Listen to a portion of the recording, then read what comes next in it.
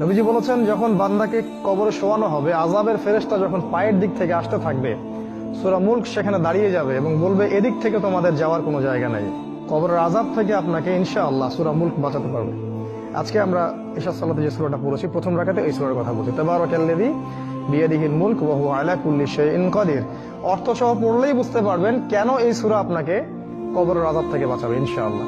এরপরে পড়বেন সূরা ফালাক, নাস, ইখলাস। 3 বার করে পড়তে হয়। হাত দুটোকে একত্রিত করে নিয়ে ফু দিয়ে মাথা থেকে গায়ের যতদূর পর্যন্ত পারেন মাসাহ করবেন। এই কাজটা কেন করতে হয় জানেন? কারণ যখন আমরা ঘুমাই তখন শয়তান আমাদের ঘাড়ে 3টা গিট দেয়। হাদিসে আছে না? প্রথম গিট দিয়ে বলে যে ঘুমাও, তোমার সামনে লম্বা রাত। আবার দেয়, ঘুমাও, তোমার সামনে লম্বা রাত। ঘুমাও, তোমার সামনে লম্বা রাত। এই যে 3 বার আপনি গাটাকে মাসাহ করলেন, ঘুম থেকে ওঠার সময় আপনার মধ্যে কোনো অলসতা কাজ করবে না। ওই গিট কেটে যাবে ইনশাআল্লাহ এই সূরার বরকতে। এই জন্য এটাও 3 বার, কারণ শয়তানের গিটও 3 বার।